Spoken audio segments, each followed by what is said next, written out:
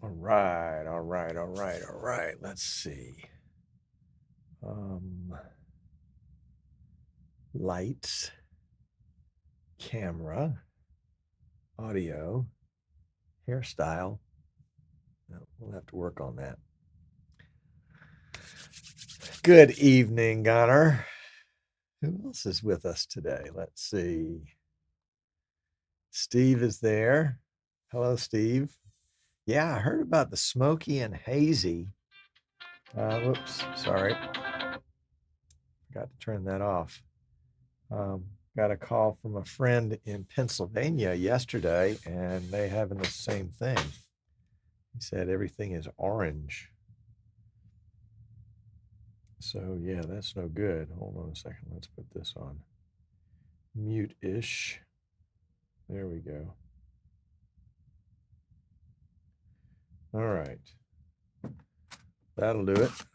We'll get it. So yeah, air quality has probably got to really stink.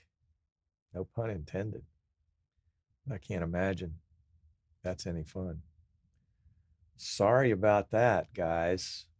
That's not a good thing. Not a good thing.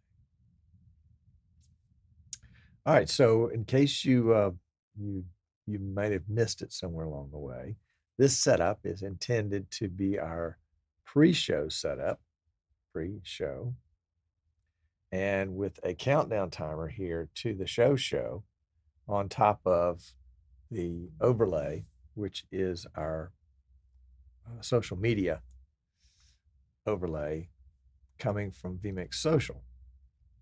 So that is the story on this little setup. Yeah.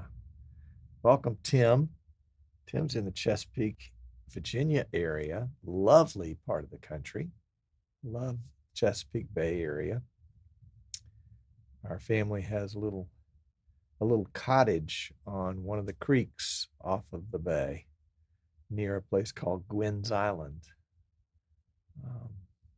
Yeah, a lot of good childhood memories in that area for sure. So Tim is seeing it in Virginia. Wow, I didn't realize those wildfires were that spread. Ugh. I hope, again, I hope air quality is okay for you guys, because I know for people that have COPD or other respiratory um, illnesses or problems, just having smoke in the air, it makes my throat clog up just thinking about it. Oh my gosh. Not a good thing. Not a good thing. Well, my hopes and my prayers are with you guys for clear air, and for the folks in Canada for a big thunderstorm. How about that? That's what we could take, a big thunderstorm. Yup. Yep. So Gunner's probably not getting the firestorm over in Sweden, but you never know. You never know. What was it? It was a volcano eruption somewhere. It may have been in the Far East that had an effect over, a quarter of the globe or something like that. It was well, I know what happens sometimes too, is that here on the east coast of the United States, we will get dust from Africa that manages to blow its way over here. And yeah, not good stuff. Not good stuff. All right, let's see what else is going on with our stream here today. We are streaming in 4K 60. And we're streaming it at, let me get the streaming specs here, at 13 megabits per second, violating the 50% rule because I've only got 20 megs up. And so I'm using 75% of it. No, 65% of it. So I'm using more than the 50% that I'm allowed. So there. And we are also running for my mic the Audio Technica AT897. It's a shotgun mic, And I bought one years and years ago, liked it so much, I bought another, and then I bought another. So I've got a spare, and then I've got one for the studio over here. And I prefer it to a lav mic. Yeah, I apologize. It sounds like maybe some trucks have pulled up out front or somebody with a mower or something. It's Wednesday afternoon. So the AT897 is going into my Behringer UMC 404 HD, which is not a mixer, it's a computer. It's an audio interface, which means it connects to the PC via USB, and it's powered by the PC via USB.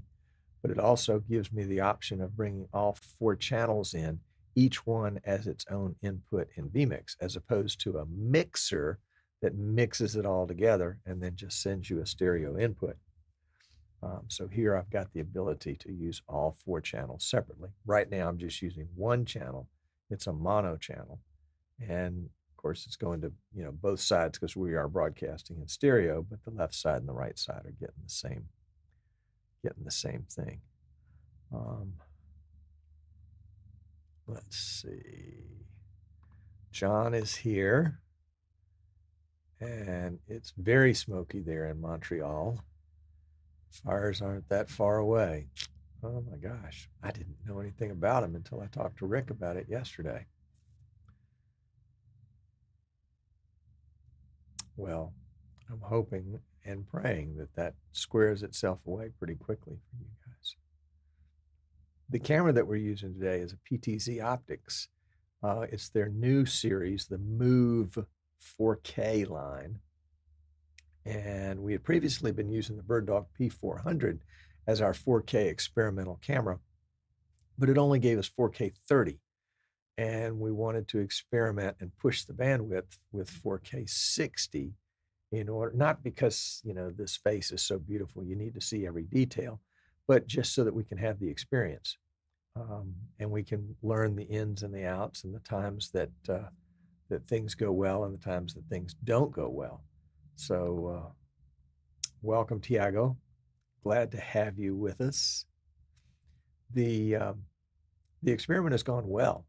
YouTube seems to tolerate this stream pretty well.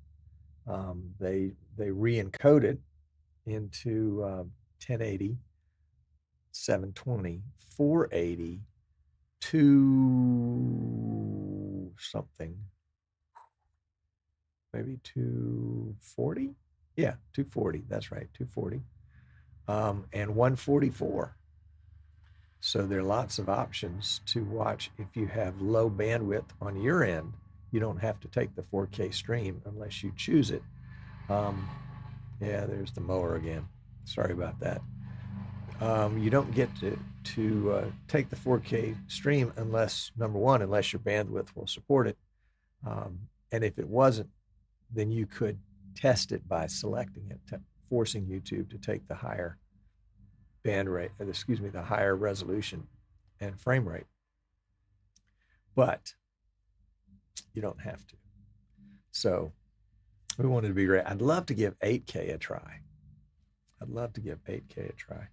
At our church, we do 1080p 60, and I enjoy going back after the fact and watching that on big screen TV and noticing, all the details that you couldn't see if you were just watching it, on your phone.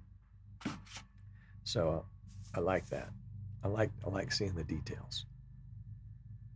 It's good and it's cool and it's nice. It's nice to have good gear.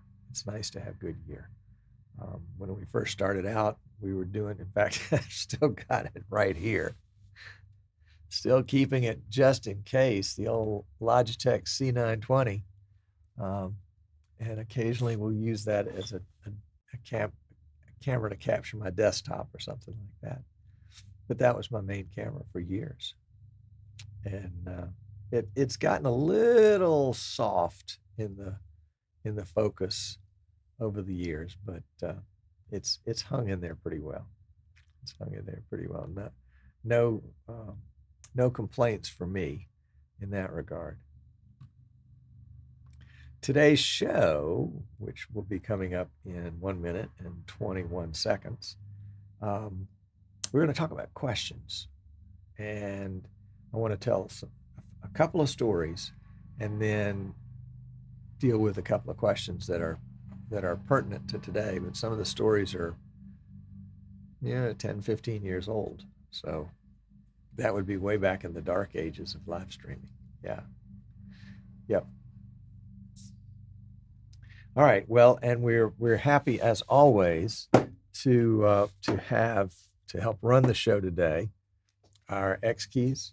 Oops, let me turn it right side up. X keys XK80, and all the magic buttons down here that makes things happen. I have, if you notice the M1 button right here, the M1 button will take a snapshot of whatever's on the screen. So if I want to take a quick snapshot, I've got a shortcut set up for it. But it's really the purple buttons that start the show. So that's the one that we're going to be using next. And then what did Rich miss? What did Rich miss? Well, Rich is just going to have to go back and watch it. You missed the pre-show. Here's the show. Hang on.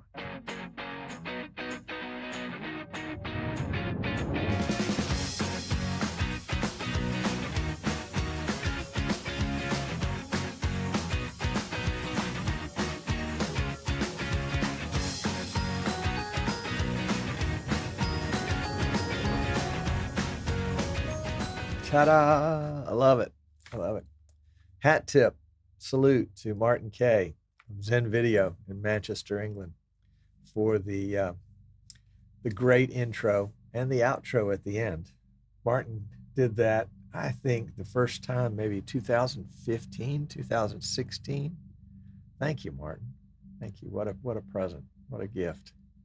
And he's been an avid supporter ever since. As much as it pained him because of the amateur nature of this show. But the idea behind Streaming Idiots is that sooner or later in live streaming, at least the kind that I do, which may be the kind that you do, sooner or later you just do something and you feel like such an idiot. You go, I can't believe I forgot to hit the record button or the stream button. I did that just several months ago. Forgot to hit the stream button in YouTube. So here I am doing the live stream, and people at home and in the chat are going, when is the show going to start? So yeah. So we all feel like idiots sooner or later. So I thought, well, let's get all those idiots together in one place. So there we go. Prayers to the folks in Canada and along the eastern seaboard that are experiencing the fires. And the smoke from the fires. We want to definitely support those folks any way that we can. And for those of us like me down here in Alabama, prayer is the only thing we can do. But I don't want to diminish prayer because prayer is pretty powerful. So there we go. Oh, there's Martin. All right, welcome. Martin's in the chat as DV2 Broadcast. Welcome, sir. Glad to have you. We have audio today. How about that? But with no warning signs to keep us from doing that. Today we're going to talk about questions, and it has to do with the great broad topic of live streaming and how we get to where we are today. And if you're just joining me, my apologies for the lawnmower in the background. If you can hear it. I can certainly hear it. We're running the Waves audio noise suppressor, NS1, that does take out some of the background noise, but I'm not sure it's going to take out all of that. We have tried noise gates in the past, but they don't have the effect that we need. So anyway, hat tip to the folks at Waves Audio for the noise suppressor, NS1, and to Paul Richards at PTZ Optics for telling me about it years ago. I'm actually going to have dinner with his brother, Matthew, tonight, who's passing through our little town of Fairhope, Alabama, on the way to Orlando, Florida, and Infocom. There's Maggie. Welcome. Glad to have you. She's popping in to say hi.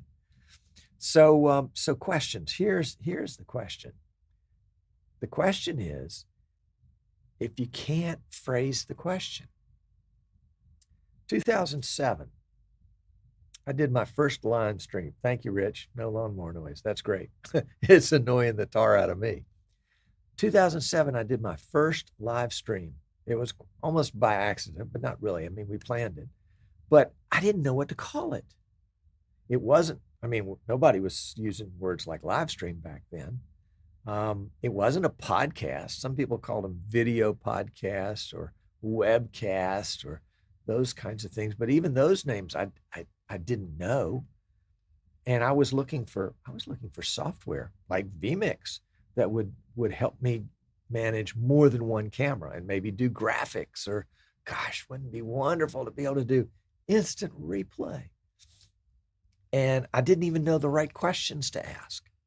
It took me somewhere between 6 months and a year of not every day, but frequent internet searches to try to find the right wording to come across, to find the answer. And even while I was doing that, I think vMix was probably out there. I know Wirecast was out there, and I know VidBlaster was out there, because Wirecast and VidBlaster were the two I finally found, just almost by accident. And all this is a Google search. But as I've grown in my live streaming knowledge, not a lot, but some,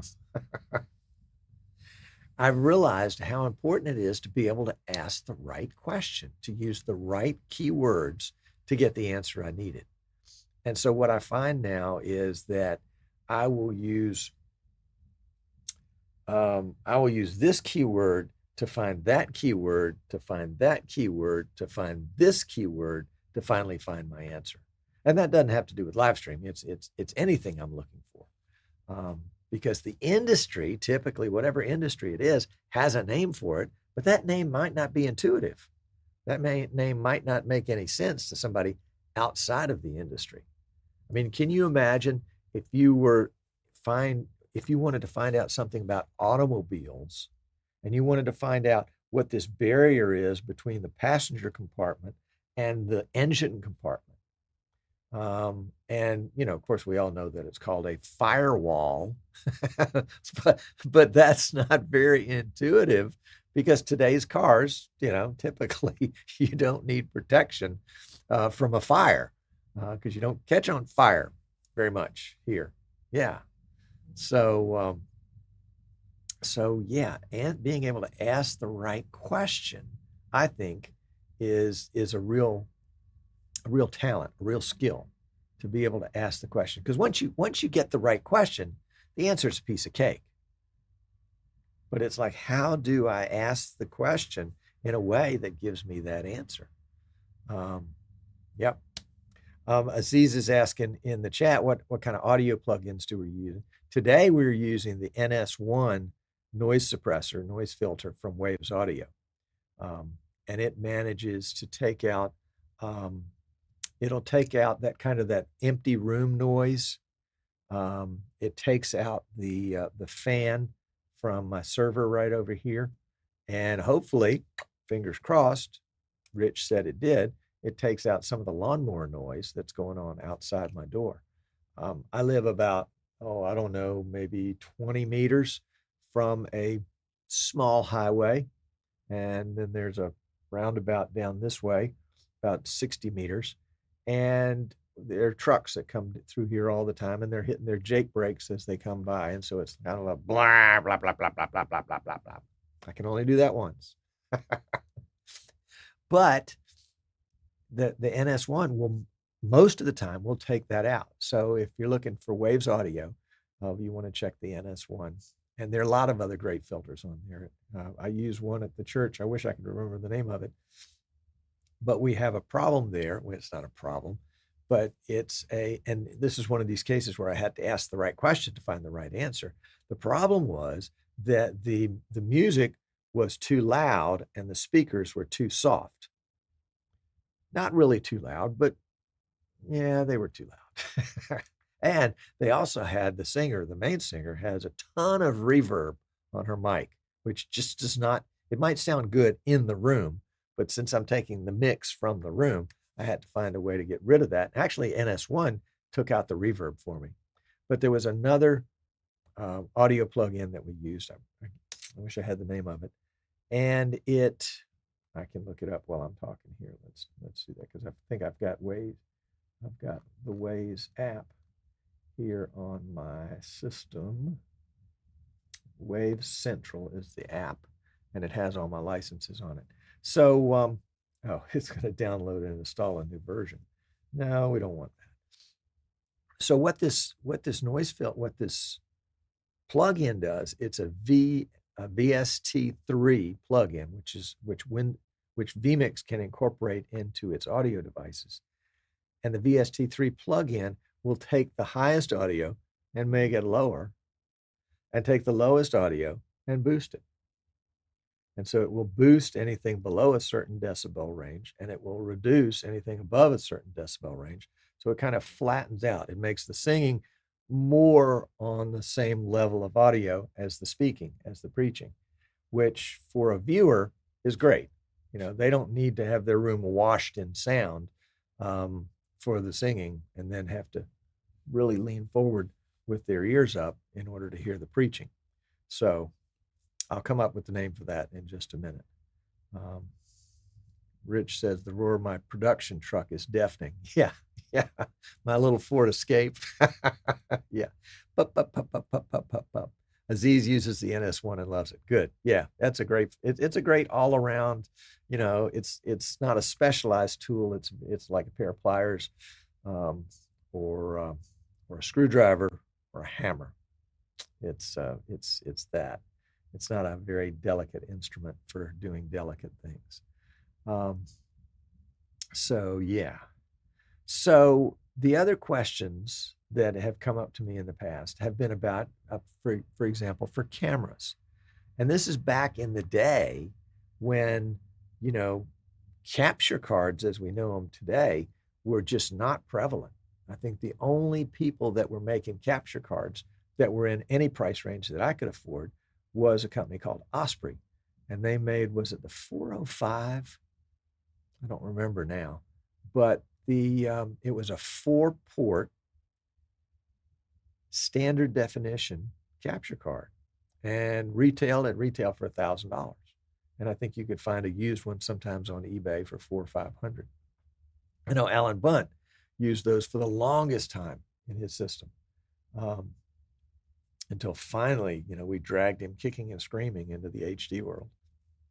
But that capture card, being able to find it, you had to know the name capture card. I mean, the phrase, the terminology. And back then, I'm not a broadcast guy. I'm not a video guy. I'm not an audio guy. I'm a guy whose kids played soccer, and I carried a camera and then got asked to do live streaming before it was called live streaming. And so I didn't have any background, any history to be able to come up with the right terminology. Just the way it was. I'm agreeing to some terms here with my Waves Central so I can pull up my Waves account. It's taking longer than it should. Let's see, log in. Oh, do I really want to go through all that? No, it did it automatically, brought up everything. Incorrect username. Okay, well, we'll give it one more try. Here we go.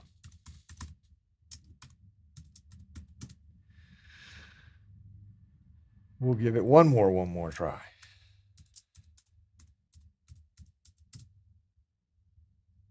I got it. Okay, so we want to open Wave Central, continue to Wave Central.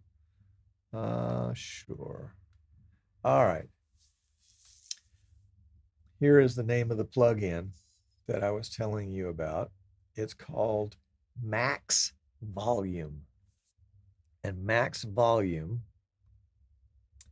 is spelled MAXX, volume. And I'm using that at the church. I had tried something called Clarity VX, which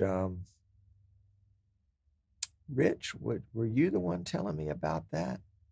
Um, anyway, Clarity VX was supposed to work with vocals and kind of clean them up, clean up any background noise, and help make them crisper and more precise. And I tried to use it at the church, but I'm getting an audio mix from the church's Behringer X32. I know I can take the individual audio devices, but I just it's been a bridge too far. I haven't taken the time to go do that. Um, and so the Clarity VX worked great with the spoke with voices. I think spoken voices, but especially with lawnmower, not with lawnmowers, but especially with sung voices. But it doesn't do well with instruments. So it doesn't do well if there's a guitar accompanying the vocalist, or if there's a piano or an organ, or a synthesizer of some kind accompanying the organist, the vocalist. It can't separate those out, and so it ends up doing crazy things to the audio. So I have a license on that, and I've used it, and I've thought about using it here to improve my voice, but it's probably not worth the trouble. But I have a license to that, but I don't use. But it's Max, MAXX volume, that really takes care of the highs, not in terms of frequencies, but in terms of volume, and the lows, not in terms of frequency, but volume, and kind of smashes them in a little bit together. And again, with vMix, it's the VST3 plugin. The VSTs and the VST2s apparently were the standard was too wild or too wide, or maybe not well enough defined. And the VST3s tend to be much more stable. And there was, Aziz is saying in the chat that vMix crashed on him once because of a plugin. And that happened to me too. I don't remember what plugin it was, but I think I X'd it out and told it to go away and never come back. Welcome, Ken. Glad to have you here. I was looking through my paperwork just yesterday of mounting Bird Dog X120 cameras that have been ordered, and yours are there, so never fear. We're talking about questions today, and the nature of questions, and I told some stories about the questions that I had that have kind of gotten me here. And I find that I have used that skill of how to ask questions. I've really refined it and used it to the point today where I don't even think about how it is. I know it's going to be a chain of question to question to question before I hit the right question and can get the right answer, because I'm still not smart enough. I'm still not knowledgeable enough about the industries that I'm trying to learn more about, to always know the terms to use. And so sometimes I have to kind of go around the bush 4 or 5 times before I can call a bush a bush. So yeah. So my latest question, and I know you guys just had this burning desire to hear what my latest question was. My latest question is to continue in the theme that we've had the last 3 weeks on this show, and I know you're tired of it, and I'm tired of it too, but I'm not done. Is the old Windows 10 versus Windows 11 debate and vMix. Now, vMix has approved Windows 11 for use with vMix. I think it's premature. Actually, I'm glad to see them do it on one hand, because they needed to move forward in that direction. But I've done my own testing, and I think there's something amiss there. You can go back and look at some of our videos there. But I had yesterday, I would say I was playing, but I wasn't really playing. I was doing research. Yeah, that's what we'll call it. I was doing research back here in the workshop, and I had a Windows. Let me start before that. I built a system out of some scraps here, not scraps, but good stuff, good scraps, and put Windows 11 on it. No, I put Windows 10 on it and then upgraded to Windows 11. And you guys saw the video on that one 3 weeks ago. And then I scrapped that main drive, put in a new main drive, didn't activate any of this stuff. All this is non-activated, and downloaded and installed Windows 11 on that one and tested it. Actually got the same or worse results with vMix. And then realized, okay, at some point, if as a PC builder, I'm going to try to stay with Windows 10 as long as I can until whatever's going on between vMix and Windows 11 gets straightened out. I need to have a source for Windows 10, but Microsoft is not selling Windows 10 license keys anymore. Now, there's some still floating out there in the retail world and the wholesale world, and I'm buying every one that's not outrageously priced. I was doing a diagnose. That's right. Thank you. That's Aziz in the chat. And I was talking with who was it? It was Kelvin Kelm that came by the studio on Monday. Kelvin, that was a great visit. Thank you for taking time to do that. He was on his way from Florida to Louisiana, and we have Interstate 10, which is just about 10 miles north of us. And you can't get to Louisiana from Florida without going on Interstate 10. So he popped in, and we were talking about Windows 10 and Windows 11. And the idea came up in our discussions of taking a Windows 10 install. That is, you can still download Windows 10. You just can't get a license key for it. But to download Windows 10, install it, and activate it with a Windows 11 key. And what happens when you do that? Now that's crazy. I mean, it's crazy is what we need sometimes to solve problems.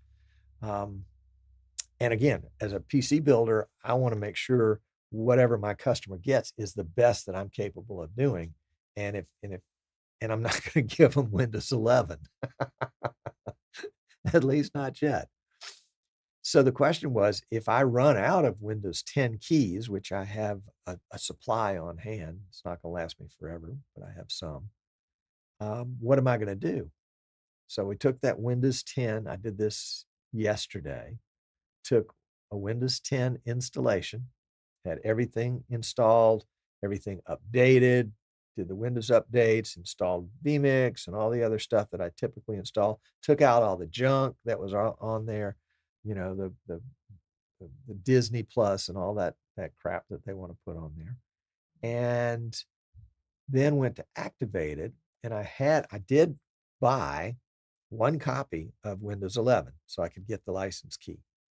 And I said, I'm going to use this license key. And so I put the license key in, and the very first thing that I wanted to do was to update Windows and see what happened. So I've got the license key in, it's activated. It's still Windows 10, but it's activated with a Windows 11 license key.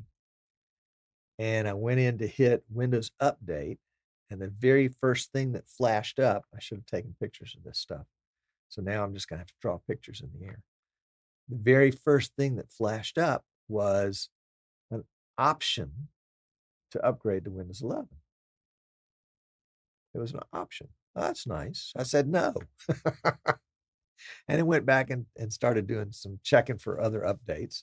And then it came out with a, Windows Defender, which you can get an update on Windows Defender twice a day sometimes.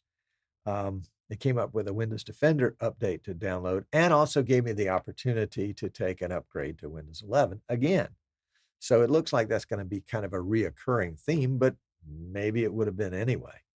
I know Microsoft is sort of ramping up their game to get people onto Windows 11. But the news, it may be temporary, but at least the good news is if you are building a PC of your own and you want to use Windows 11, but you can't find, you want to use Windows 10, but you can't find Windows 10 anywhere to purchase the license key on. Chris, welcome, Chris. Glad to have you. Chris says, you could steal it from an older Windows 10 machine. And Microsoft has kind of made that more difficult to do these days. I moved a a Windows 10 installation from one PC for another, and I couldn't use the old way of activating it in the new PC, and so I ended up, kind of swallowing a license on that one. So that's not, it may be possible, but I wasn't able to do it. But if you're building a system or you're reinstalling a system, and your key is no good for whatever reason, you can use a Windows 11 key on a Windows 10 installation for now. Don't know how long that's going to last, but I knew I knew you would think that was good news. So the next step in that process, and I don't want to beat a dead horse to death, but the next step in the process is to do a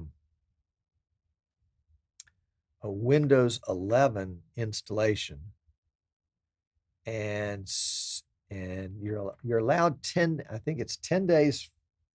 Let me back up. If you upgrade from Windows 10 to Windows 11, you have 10 days in which to decide to take that Windows 11 and keep it, or revert back to Windows 10. After 10 days, you're stuck with Windows 11. Don't know why, but that's just the rule. So the question is, after 10 days and you're stuck with Windows 11, can you reinstall Windows 10 and get away with it?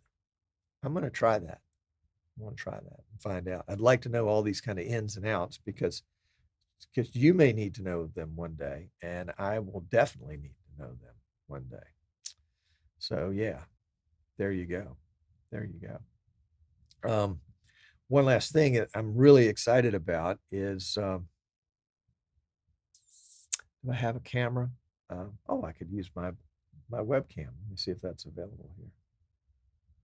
Logitech C920. Well, let's just add it. If it's not available, it's not available. C920. And we don't want any audio from it.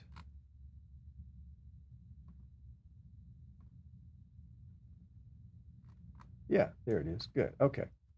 All right. So we're gonna pick up this camera for just a second, and I want to show you what my current PC looks like. This is the PC that we're streaming with. So we're gonna walk around with this camera. Hopefully we've got enough cable. Oops, hold on. Don't get seasick. And that's my current system. It's sitting on a motherboard box. And yeah, it's just all out in the open. So I guess you could say that I'm not managing airflow. But then again, airflow is probably not a deal that you have to worry about if you're out in the open. So the point of showing you that was to tell you that I have purchased a what I would call a test bench that you may have seen them. In fact, hang on, let me go get it. Don't go anywhere.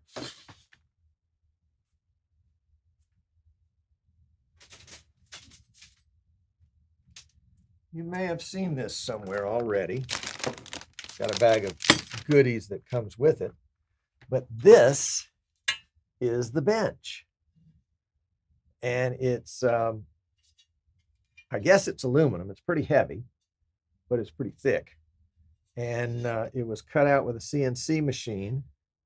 And there are all sorts of attachments for it that allow it to be set up on a tilt, and you put the power supply under it and you mount the motherboard to it and blah, blah, blah, blah, blah.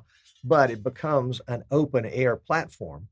Number one, would allow me easier access to move peripherals in and out, capture cards, video cards, output cards, changing out RAM, et cetera,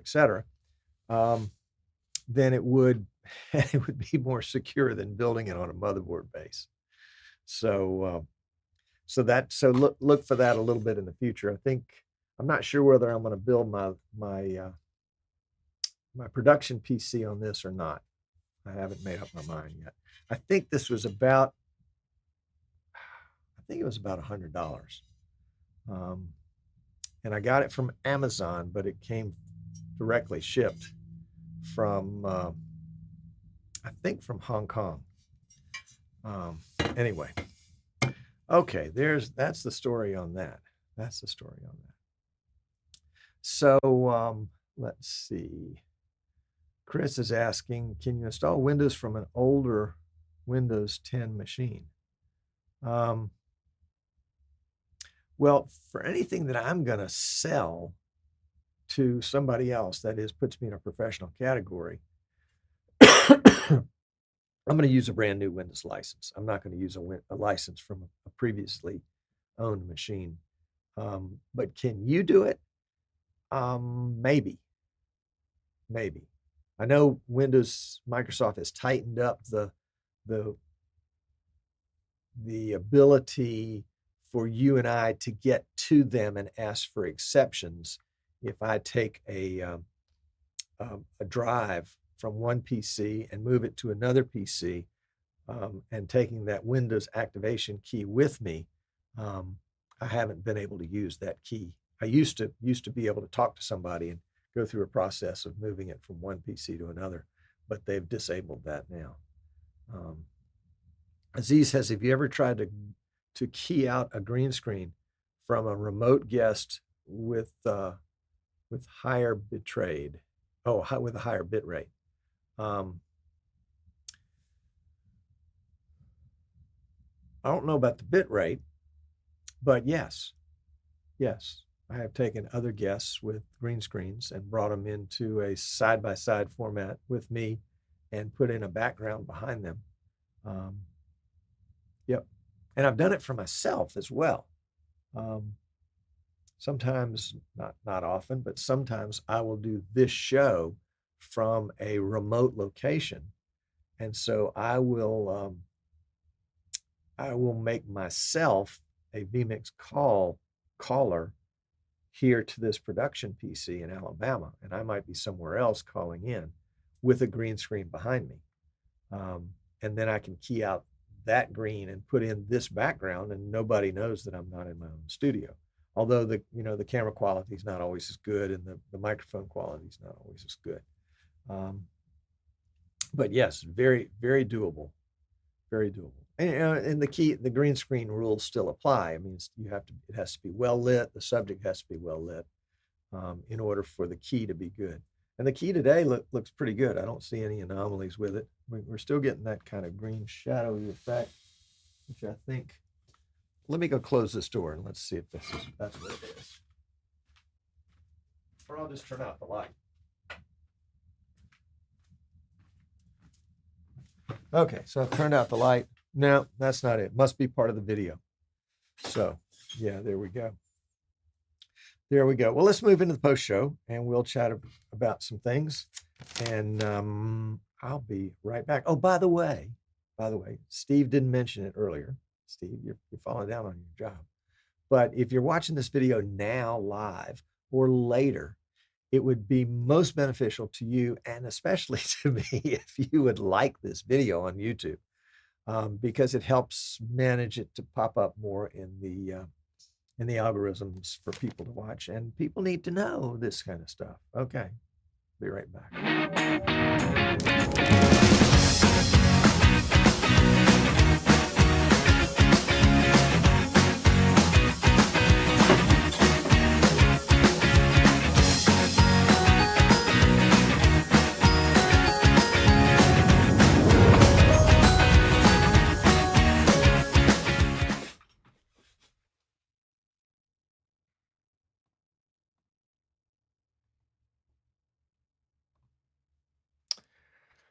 Well, okay. So, Rich, what did you miss? Rich was were you in Panama City this past weekend? Getting sketchier with Windows 10 and Windows 11. Some hardware vendors and apps are no longer supporting Windows 10 updates.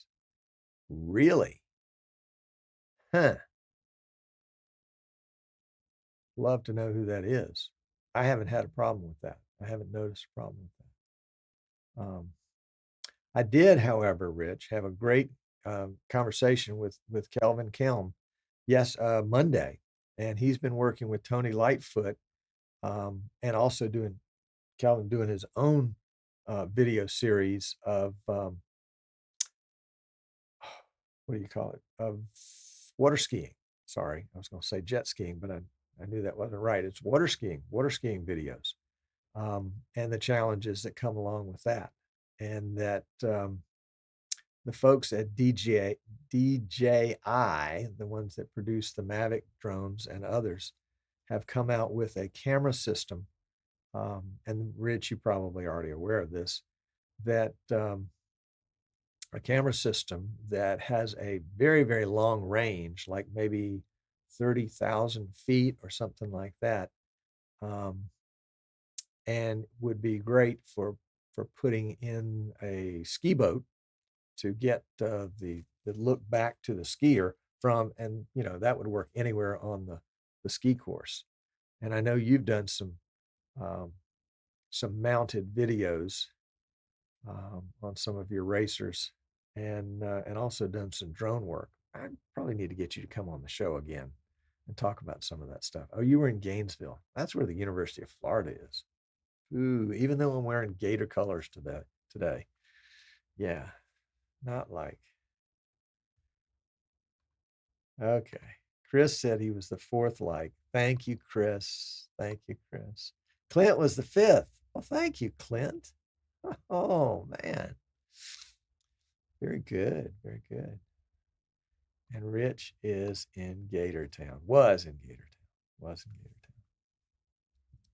Yep. As I mentioned earlier, I'm excited tonight. Matthew Richards from PTC Optics is passing through Little Fairhope, Alabama, on the way to Orlando, and um, he's actually has an RV, and they're going to be actually staying here in Fairhope tonight. So we're going to do dinner and have a big old time. Um, they're heading down to Orlando to Infocom and probably for some vacay at the same time. That's going to be good stuff. Good stuff. So yeah, we'll wait and see what happens with Windows 10 and Windows 11. I mean, it's going to continue to unfold a little bit here and a little bit there. And eventually, of course, we'll be given no choice. You know, it'll be all Windows 11. And I remember all the way back to Windows was 3.2 or something like that. But I remember Windows 7. I loved Windows 7. There was nothing wrong with Windows 7. And then Microsoft decided they were going to improve Windows 7 and they brought out Windows 8. Do you remember Windows 8? How horrid that was? Oh my gosh, you couldn't find anything. Everything was all changed. It was worse than going from middle school to high school. And that was a disaster. And then Windows 8.1 came out, and that was supposed to be the fix, and it really wasn't. And I don't know what happened to Windows 9, but Windows 10 has been great. And so I just flipped. I stayed with 7, and then migrated to 10 when it was available, because apparently 7 was able to make it. Its end date didn't come until after Windows 10 had been introduced. And I remember conversations with the guys at not PTZ Optics, but at vMix, conversations with them about Windows 10, and they're like, yeah, it's looking good. Didn't hear that about Windows 11. It was like, yeah, well, there's still some people having problems. Most of it seemed to be audio stuff.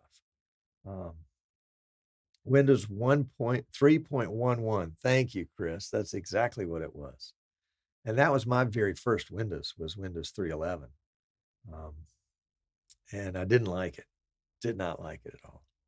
But that was back in the days where MS-DOS, or PC-DOS, as they called it some places, was still possible. And I was a big MS-DOS guy. Not a big one, a little one, back in the day. So, what do we do now? What do we do? What do we do about vMix endorsing Windows 11? I'm a little concerned about that for their sake. Because of all these, if there's this rush to Windows 11 and all of a sudden all these people are having audio problems, or like me having misreporting of CPU usage in vMix, um, yeah, there are going to be some issues. There are going to be some issues. Oh well, better them than me. That's what I say.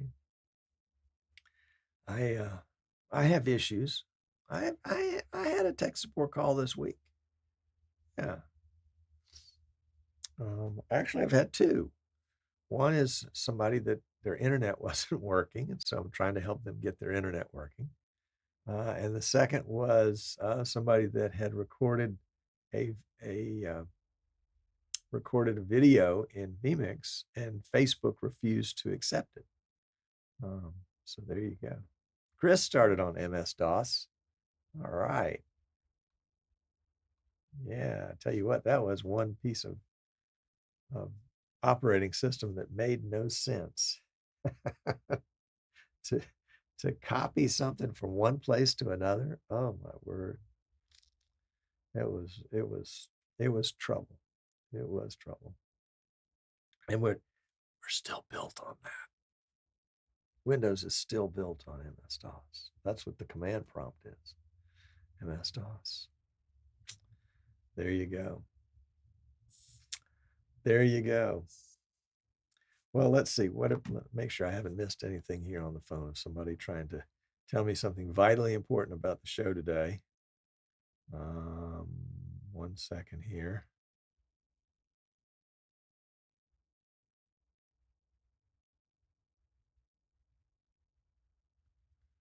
All right. So there we go. All right. Nothing that can't wait. Nothing that can't wait.